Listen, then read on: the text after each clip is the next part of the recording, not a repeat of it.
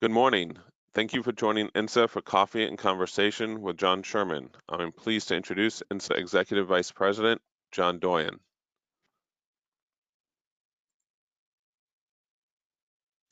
Good morning, and thank you for joining us for the second installment of Coffee and Conversations virtual speaker series. We're really pleased this morning to have John Sherman with us, who is wrapping up his last week as CIO of the intelligence community and will be reporting for duty next week to the Pentagon, where he will be the Deputy CIO for the Department of Defense.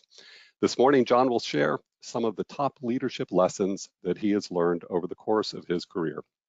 No matter what your career stage is, whether you're a college student getting ready to take your first steps into our community, or if you're a seasoned leader with decades of experience, we can all benefit from leadership lessons from our peers, especially as we begin to navigate this new normal.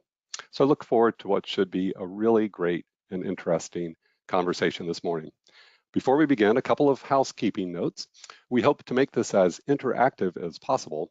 So if you have questions, and we hope you do, please submit them through the questions box on the right side of your screen. We have over 600 attendees today, so please be patient and we'll try to get to as many questions as possible. We're pleased to welcome members of the press to today's session, and this is a reminder that today's webinar is on the record.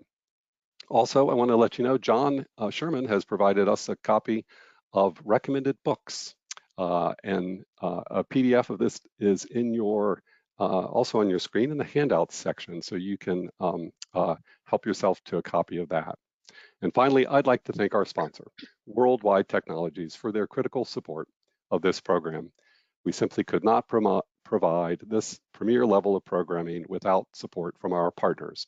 And I'm pleased to welcome Mr. Vimesh Patel, Chief Technology Advisor for Worldwide Technologies, who will introduce our speaker. Vimesh, over to you. Thank you, John. I'd like to thank INSA for hosting this morning's conversation. We're pleased to sponsor this program and to support INSA as they continue to hold these vital conversations that keep our community connected. Worldwide Technology is proud to be able to support this program. We are a technology provider with $12 billion in annual revenue that provides digital strategy, innovative technology, and supply chain solutions to large public and private organizations around the globe. Based in St. Louis, Missouri, WWT employs more than 6,000 people and operates over 4 million square feet of warehousing, distribution, and integration space in more than 20 facilities throughout the world. For more information about Worldwide Technology, visit wwt.com. Now, it gives me great pleasure to introduce our speaker. John Sherman has served as the Chief Information Officer of the intelligence community since September of 2017. Sherman served as the Deputy Director of CIA's Open Source Enterprise and has held several senior executive positions at NGA. Welcome, John. Hi, Vimesh. Hello, John. John, over to you, sir. Thank you, and thank you, Vimesh, and to Worldwide Technology for your support. And then I'd like to add my own welcome to my friend John Sherman, and to take a moment to thank him for the leadership he's provided to the intelligence community these past 3 years. And so, John, we look forward to what you have to say this morning. So over to you to share your thoughts on executive leadership. Thank you so much, John. It's an honor to be here with you this morning, and thanks for everybody that's tuning in. Now, what I want to talk about this morning, I've used at ODNI at the Integrating the IC and Leading the IC classes. And what I'm talking about here are my observations, 4 of them really, I've been to look at what you need to have for executive leadership. Now, let me caveat this for a second.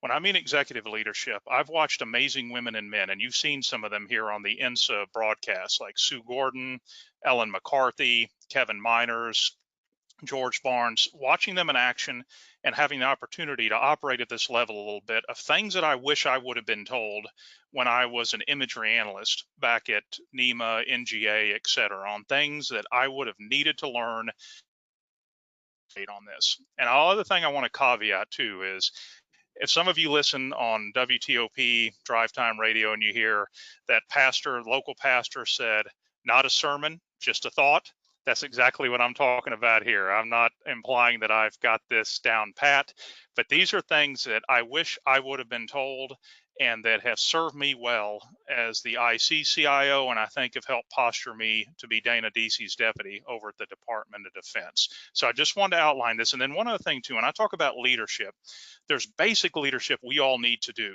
at whatever level. always lead from the front, never ask your people to do something you wouldn't do yourself, always eat after your troops, as we would say in the Army. Those are fundamental core, and that's not what I'm getting at here. We're going to talk a little bit more about operating with deputy directors and IC leaders and things that, again, I wish I would have been told early on. So if we can go to the next chart, please. Okay, so thought one, again, not a sermon, just a thought.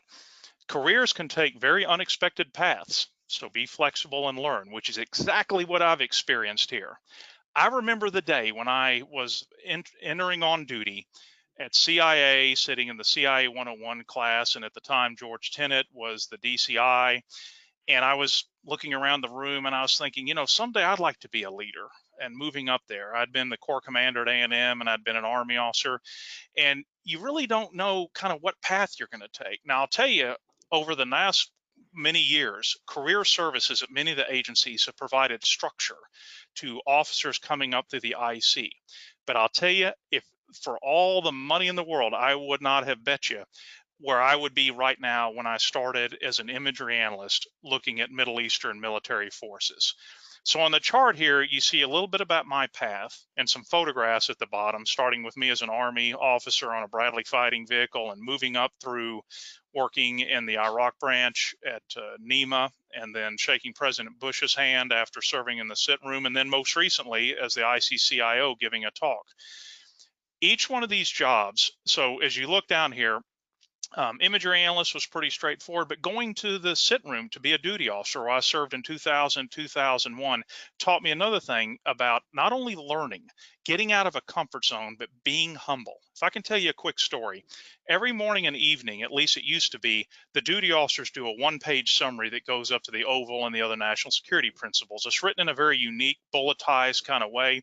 And I remember my very first evening writing one of these, and here I am coming in with my analytical skills, and I write what I think is a masterpiece that's going to go up to the Oval. And I'll never forget the senior duty officer. She came behind me and put her glasses down on her nose a little bit. She said, delete everything up to the classification marking and write exactly what I tell you.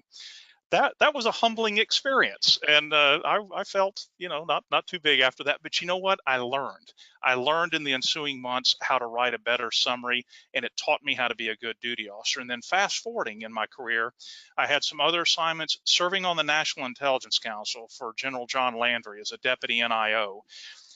Working with some amazing all-source analysts around the community at CIA and INR and DIA, learning to be an all-source analyst and learning to synthesize information. And not only that, but to be a lead drafter on some pretty involved documents, taught me how to think differently, taught me how to write differently. And you may think, well, John, you're a CIO now. You're dealing with clouds and architecture and data. But I'll tell you, that experience on the NIC was scary at first. I'll never forget being on my first VTC with multinational forces, Iraq, General John Dufreitas on that far side in Baghdad. I was intimidated as heck. But then over many months and several years, learning the ins and outs of that, it taught me how to think differently. And then moving forward to when I was at Open Source Enterprise. Actually, when I was there, Vimesh and I got to work together a little bit on what was called the iSight Mission Users Group. In addition to learning the amazing tradecraft of open source intelligence, I also got to learn about IT. And I was working on open source, the open source data layer using cloud-based technologies. I was on the mission users group, which was taking the IC's information technology environment technology and applying it. And it was intimidating as heck there too, but I learned. I work with some amazing individuals there at Open Source Enterprise and the Directorate of Digital Innovation at CIA, and peers throughout the community at NSA and NCTC and DIA and elsewhere. And I learned about it. I learned about NSA's IC Gov Cloud. I learned about commercial cloud services at CIA. I learned what data services were, which I know, John, you worked heavily at NCTC there. And it postured me for the job I'm in now. And so here I am finishing up what I think has been a pretty successful 3 years as ICCIO, again, benefiting from a great group of women and men I've had a chance to work with, and now going to go be Dana Deasy's principal deputy at DOD.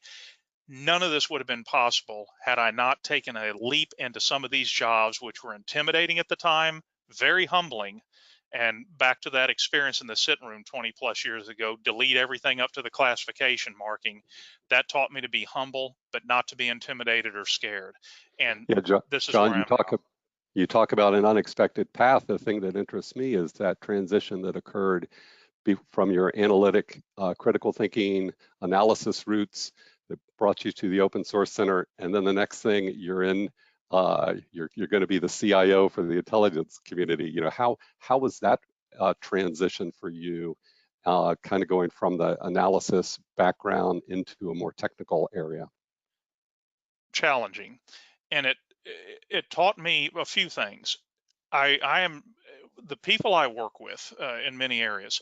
Many of them grew up as IT professionals, starting either in industry or the government, working in data centers. I have a peer at another agency. She tells me a story of sleeping in a data center overseas while she was sick because of an operational consideration, making sure the server stayed up and running. I don't have that background, but I have a privilege to work with these people and learn from them. I've got an amazing deputy right now, Ms. Linnea Jones from the National Security Agency, who is an engineer, who is an associate professor, who teaches me every day about the technologies behind this. But what I found out, John, it really is about leadership. It's about being able to explain things like cloud technology, understanding it myself, but explaining it to a legislator or somebody in a policy position in words they can understand, making sure we can get buy-in behind things. I can do that, which is not that much different than explaining some very complicated analysis, but it took me getting over an intimidating topic. One thing I've talked about, some of you may have heard this, back to the WTOP thing, driving home in the evenings back in the early 2000s, you hear these commercials. I know we have many of our industry partners. You'd be driving home and it would be, synergistic IT solutions for your enterprise data platforms. I'd be like, what are they talking about? And the funny thing is now I know exactly what they're talking about. So it took fortitude to learn, reliance on experts, and again, not being scared to jump in and take what I've learned and apply it to this new trade craft. So, all righty, let's go to the next chart. Okay, so if you have a nonlinear career path and you're willing to take some risks and you get up the chain a bit, the other thing they're not going to tell you, and I know we have a lot of students and interns and others that are tuning in today, that there are core corporate skills. And I'm not saying I've got every single one of them. I have 10 of them here. But you might be the best analyst in the world, the best collector, the best talent professional, security professional, I can go down the list.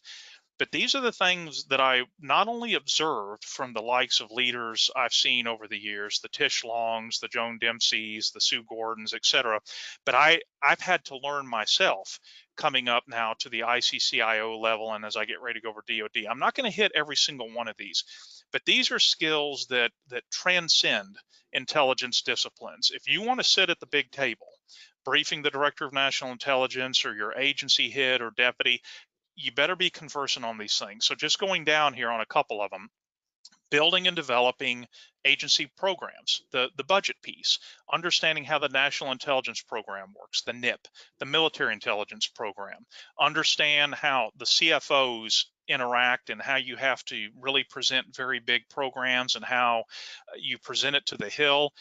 That's one of the most important things, and it's tough. It's mystifying if you haven't been involved with it. So to the kind of more junior folks in the sound of my voice here, if you have a chance to be involved in that, even peripherally early in your career, do it. It will benefit you later. Even if you're working in kind of your own quote unquote expenditure center in your agency, learn how this works. It will be golden for you later. Going down to some other things, technology trends and capabilities. Just to my point earlier, I didn't know much about the NSA IC Gov Cloud until I got to the open source enterprise and learned what a powerful capability that was. I didn't know much about commercial cloud. I knew a little bit until I really rolled up my sleeves and learned how the capabilities work and what forklifting into the cloud meant, or what OPEX versus CAPEX meant, operations expenditure versus capital expenditure, all these things. But I'm telling you, every deputy and leader needs to know these kind of things, at least at a high level. Going down the list again, I'm not going to hit every single one of these. The national security policy process. I got my first view of this at the sit room, watching how an NSC meeting works as kind of an observer, getting things set up, a principals committee meeting, a deputies meeting, an IPC and other things, a lot of acronyms here, but watching how policy gets made, how intelligence consumers at the policy and other levels take in information. This is so critical to be able to understand that, because it'll make you a better intelligence officer and leader. And then last but certainly not least, working with international partners, whether it's our Five Eyes allies in the UK, Canada, New Zealand and Australia, or other allies around the world who are so critical to our defense and alliances. You learn cultural things, you learn about intelligence sharing, you learn about the national security considerations they have.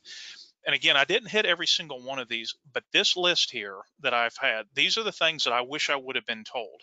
And it takes, you're not going to learn these overnight, but particularly for the junior officers, if you have a chance to stick your toe in the water and be on a task force, help the CFO with the strategic program brief. One of the things I have on here I didn't get into is oversight engagement. If you have a chance to backbench, to go down to the Hill, I'll never forget my first, in addition to dealing with staffers, going down when I was a national intelligence, a deputy NIO, when General Landry was out of pocket, to go down and brief the full Senate Armed Services Committee, the full SASC. Oh, that was intimidating, sitting next to General Maples, the former DIA director, and others, Norm Rule, who I think is involved with INSA now. Norm is quite a smart individual, but sitting up at the big table there, briefing the senators there, that was a big experience. But I'll tell you, it helped me years later as I took over the iSight portfolio as a CIO, realizing that things had gotten a little bit sideways with some of the Hill overseers on the narrative and the story, and being able to get that on a very solid vector with our oversight committees. So those are the kind of things that, again, there's probably, if some of your other national security folks come on here, they would add a few bullets on here, but these are the things that if you have a chance to learn about them, I would certainly do it. I'll ask one question, is something you skipped over. You know, INSA, we work to build the partnership between industry, government, and academia. You have working with industry on your list as one of the skills, and I'm curious, what have you found to be your approach for best practice with bringing government and industry together? That's a great question, John. I'll tell you, early in my career, well, not early, but after GS-15 and when I first became a senior, I was very intimidated by it. I always take ethics very, very seriously, as everybody should. And I didn't quite know where the boundaries were. And I was very concerned about, well, frankly, being not intimidated, but saying things I shouldn't say or making commitments I shouldn't make. But after a while and dealing with some good mentors, I realized, and hearing some amazing leaders like Bob Work, the former Deputy Secretary of Defense, and others, that industry is our advantage here in the United States, are going to drive so many changes and new technologies. It's foolish of us to kind of hide in our foxhole and not be fully engaged. I know that's what INSA is all about. So kind of learning about where are the parameters of how we should engage, making contacts with really key leaders across both big companies as well as some smaller and mid-sized companies, and getting out there and hearing the ideas, having the dialogue. And yes, all the while working closely with our attorneys on the government side and our procurement experts, so I don't slip and make a commitment that we shouldn't make or what have you. So it's an area that we shouldn't shy away from. And again, I want to compliment INSA, because I know INSA helps make these connections by virtue of these kind of venues and so on. So it's been very important to my career. And I would like to remind our listeners, we are taking questions, and I would like to go ahead and share a question with you right now that sort of pertains to this thread of our discussion. From Jetta Breslow, she asked, how do you exercise effective leadership in domains where you don't feel particularly knowledgeable about or comfortable with the subject matter? So you need to learn. You need to really try to soak as much as you can in, not try to oversell something or BS your way through something. Bring experts together. That's one thing we have in the IC and throughout the broader national security establishments. A lot of very, very amazing women and men who can help you through stuff, and recognize the further up the chain you get, the more that that statement is going to become your daily life, to where you're going to be presented with things that you're not in your comfort zone with, that you need to get some experts in the room. The way I learn personally is not through read aheads. I love to have discursive back and forth with experts, engineers, data scientists, procurement specialists, where we can sit around a table and we can have a lot of back and forth, and maybe we do have some charts in front of us showing architectures or what have you. But don't be afraid to ask the question you think is, quote, stupid or whatever, that, hey, I don't, explain this CapEx OpEx thing to me again, which I'll tell you some PMs did, and the lights went off for me on things.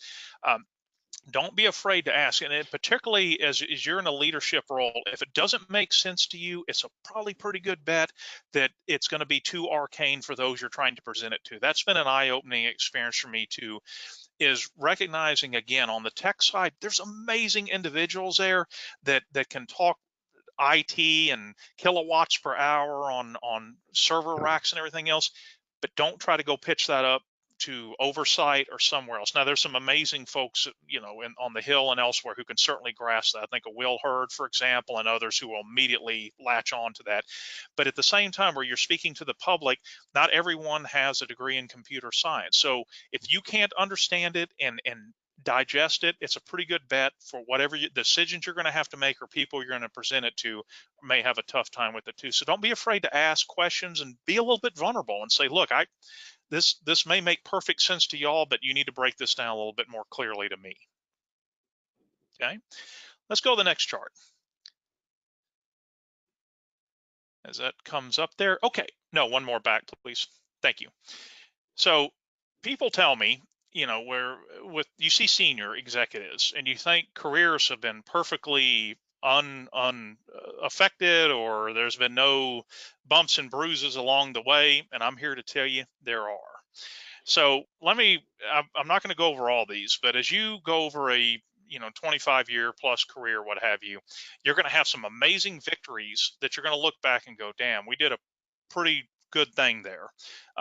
We had a great team, we had a great accomplishment, but the thing I also want to say is that you're going to have some real stumbles that you're going to wish you had back, but the key is to learn from them, and internalize them, etc. Very briefly on my kind of quote unquote victories, I'm not going to hit on this too long, but for example, when I was a young analyst just starting, I stumbled across something that turned out to be very consequential, but my team lead at the time was like, stop looking at that, get back to your normal stuff. And I was like, no, I think this is pretty important.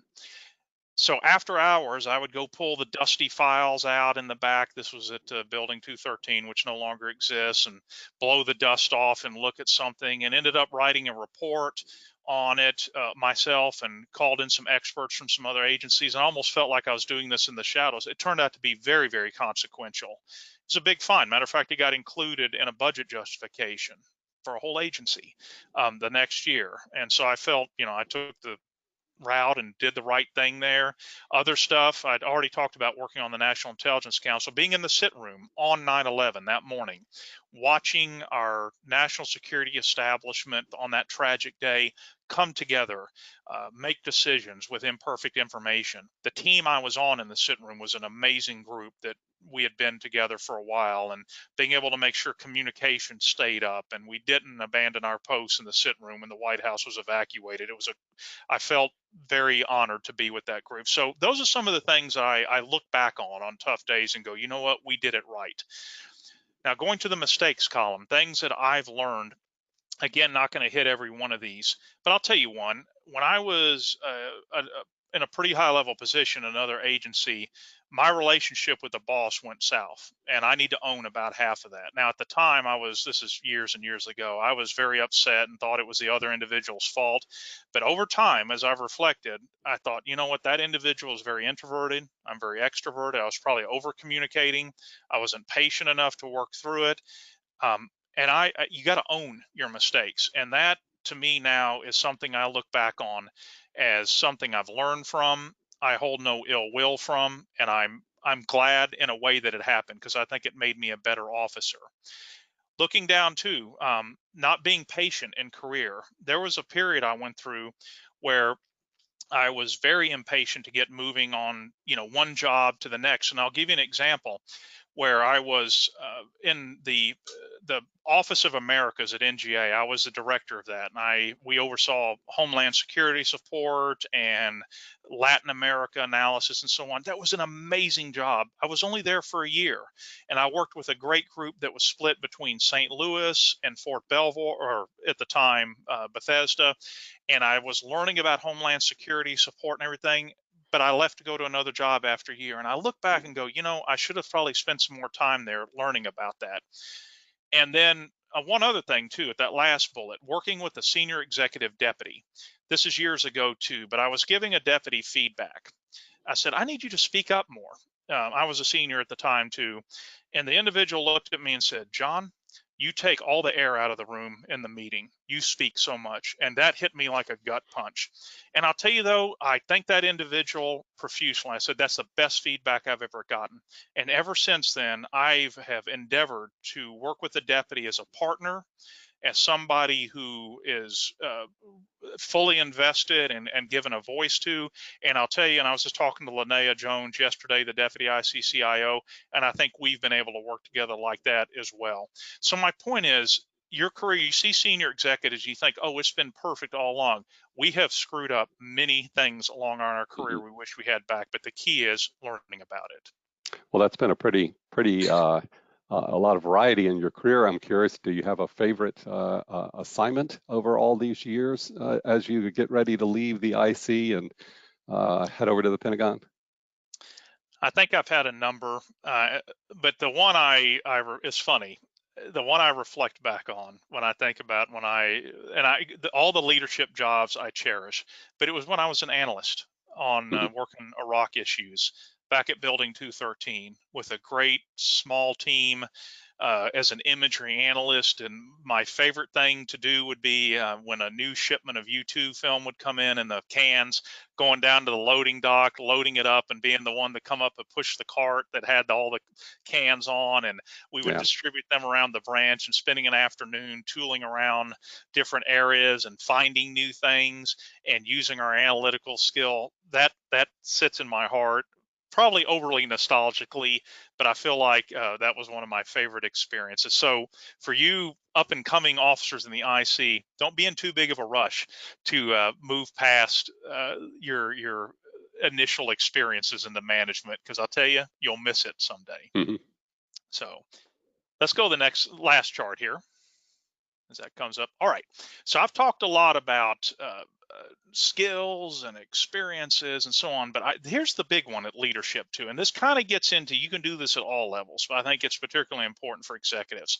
Mentor, inspire, and never forget the why of what we're doing. First thing, always take time to mentor and find people who are not like you, different gender, race, sexual orientation, regional background. You go down the list there. You will learn as much from them as they're learning from you. And it's a multi-year commitment too. There are some people you may mentor once or twice who are just kind of passing through your career orbit. And there are people who you'll mentor and have a relationship with for a decade or more. And I'm happy to say that that's been my experience as well.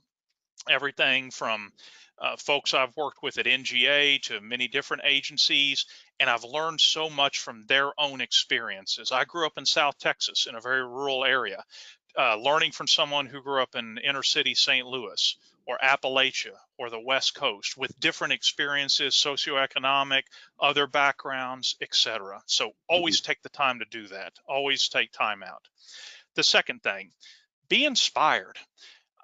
I don't do this often, but as I would lead staff meetings throughout my career, most recently as ICCIO, we can get lost talking about architectures and data standards and very important things, but it's important to pause and talk about what inspires us. Why are we here?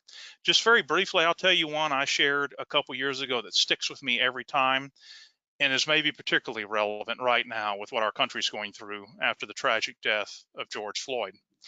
I don't know if many of you know the story of Ensign Jesse Brown. In the Adam Mako's book, Devotion, which is about him, he was the first combat African-American naval aviator. Of course, after experiencing severe racism, he became a naval pilot. and in the late 1940s, around 1950. And once he got into his squadron mates actually embraced him. And his wingman, Lieutenant J.G. Tom Hudner, was from a pretty well-to-do family up east, and they became the best fast friends you could imagine.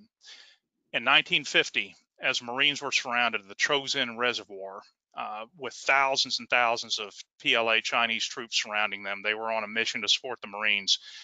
Ensign Brown's aircraft took a single round and crashed. Lieutenant J.G. Hudner, not calling in support or whatever, he didn't fly off. He didn't leave his friend. He crashed his plane into a snowbank next to his friend and ran over and did everything he could for 45 minutes to try to extricate Ensign Brown out of the wreckage, holding his hand, trying to pull him out. Tragically, Ensign Brown couldn't be extricated because the cockpit had collapsed on his legs. But Lieutenant Hudner, thinking he would be court-martialed for crashing his plane, was only reluctantly taken out by a helicopter sometime after that. The picture, if you can see on the right, is Lieutenant Hudner getting his Medal of Honor from President Truman with Ensign Brown's widow standing next to him. That story always hits me right here. That's who we can be as a country. The friendship between those two, cutting across racial lines, the ultimate sacrifice, one crashing his aircraft to rescue another. So I mentioned that at one of my staff meetings, and perhaps not ironically, I got a call from my son, a law student, that afternoon, who told me, he said, "Dad, I'm coming out of law school here in Arlington. I just saw a 4-ship F-18 flyover come out of Arlington." It was for the funeral for Lieutenant Hudner, who was being interred in Arlington that day. Coincidence or spirit, I don't know, but tell a story like that every now and then that grips you. That's one, and I can tell you others, but and particularly right now, and I've been using this one for about a year and a half, find stories that motivate. Which gets to my last part. Always remind your folks why we're here. As you're sitting on 66 or 395, it can be tough to remember, God, what are we doing this for? National security? Remind them, remind your people, whether it's Homeland Security or supporting our women and men overseas in Afghanistan and the Middle East and the Indo-Pac region and so on, why we're doing what we're doing, and always take time to do that. That's the leadership part. We've talked a lot about the head part, the knowledge, but don't forget the heart. And so those are my 4 thoughts. Thank you so much, John, and especially thank you for sharing the story of Ensign Brown. It's timely, and it's just is very inspirational to all of us right now. And we have some time. We have lots of questions coming in, so I thought I'd go ahead and get to questions from our audience.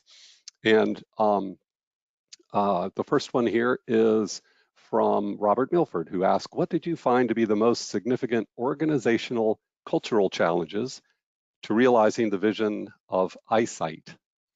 Thank you, John. That's a great question.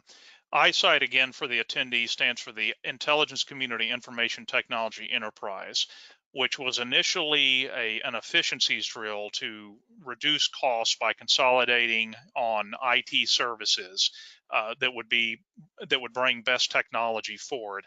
But over time, we realized it was as much about mission and mission impact as it was about money savings, because the savings actually come later out in the out years. I have to give big shout outs to my predecessors, the other CIOs, going back to Al Tarasic and Ray Cook and others, Jim Clapper, Stephanie O'Sullivan for the vision to start this, and of course with Sue Gordon carrying it onward. But we had to make some changes. And the biggest thing was some of the iSight activities, the agencies felt like it was being done to them versus that they were fully kind of actively wanting to use it. So it's changing the narrative and having hard discussions with the deputy directors, the CIOs, and making it about them, making it about the IC, making it about how is this service helping your mission for HUMINT or GEOINT or SIGINT, and basically leading, and then stopping some things that were great ideas at the time, like the desktop enterprise, but which weren't going to work in practice, and then really doubling down on things that were working for us, like cloud. like data services, John, where you were very involved, and so on. So it was as much as about leadership, and when we say culture, that can be at the analyst level all the way up to the senior level. Now for the analysts too, I got to a point where they had heard so much about iSight. I don't want them worrying about iSight. The analysts and collectors and folks out on the ops floor, it ought to happen in the background. I don't want them worrying about how many cloud instances we have or where the data centers are at. I often use my fictional or notional example of an analyst up at NSA. She's working a tier 1 adversary country. She needs to get whatever data she needs consistent with her clearances at the moment she needs it. I don't want her worrying about the stuff we're worrying about as CIOs. I think there was too much worrying about, well, what iSight service am I using, whatever. I want her focused on her mission. So those are some of the cultural kind of conversations we changed with this. Thanks. Hey, here, next question is from one of our folks at Markin Solutions, a guy named Patrick Schlecker. And he asked, with the shift to telework during the pandemic, do you envision more permanent teleworking roles and activities across the intelligence community? That's a great question from Patrick. So I'm not going to opine on the teleworking status of the various agencies, because I know things are constantly evolving there with the personnel and the phases they're in. But from a technology perspective, I'll tell you, I've been so impressed with how the agencies ramped up on very short notice. We had focused over the years a lot on classified networks. Now, of course, in some segments, like where I was at the open source enterprise, unclassified capabilities have always been very important. NGA as well for some of their mission. But looking across the landscape of the agencies of how unclassified capabilities have really ramped up on relatively short notice, enabling telework capabilities has been nothing short of impressive. And I'll tell you where I'm heading to at DoD there as well. My soon-to-be boss, Dana Deasy, and his team, and working with DISO with commercial virtual remote or CVR that they've deployed has been amazing. So my point is, a lot of quick start has happened on this, and I think it's going to have to endure. For my successor, whoever that person's going to be, is going to need to bolster this. I think there's going to need to be innovation, investment with the same focus we've had at the top secret and secret capabilities, that this unclass piece, we're going to have to continue to use that. And I think much as if with the rest of the country, whether it's in the banking sector or manufacturing or whatever, we're in a new paradigm now, and we're going to have to be able to enable folks to work remotely. And I know Bill Avenina touched on this as well, consistent with proper classification and so on. So this isn't going away. We're going to need to pile on to the great initial successes we've had and really see to where we can take this. So as a challenge out to industry, we're going to need your help on this. This isn't going to be a flash in the pan. We're going to need to be able to continue to facilitate what we're doing, kind of like what we're having right now as a virtual coffee session on this. Virtual coffee. Hey, another question from, or actually we should go into what I'll call the lightning round. We'll try to get a couple questions in because we're soon closing our time. From Kate Rouleau over at Deloitte, she asked, what are some of the best practices for maintaining a relationship with your mentors? That's great. And Kate Rouleau is also my former next door neighbor. So Kate, good to hear and see from you. And congratulations to your mom on her amazing retirement after 3+ decades of experience. Say the question one more time, because I was fixated on thinking about the neighbor there. What are some of the best practices for maintaining a relationship with your mentors? Oh, best practice. Well, stay in touch is the biggest thing, and also make time. Both parties need to make time for it. The senior or whoever is the mentor, because you can get sucked into day-to-day stuff with meetings and Hill engagements and everything else.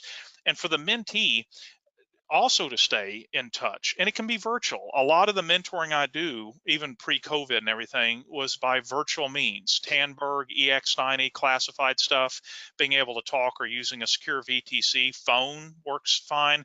A lot of folks from my NGA days are in the West and St. Louis and Denver and elsewhere. Even some are overseas, making time between the UK and US to be able to do this. So make time for it.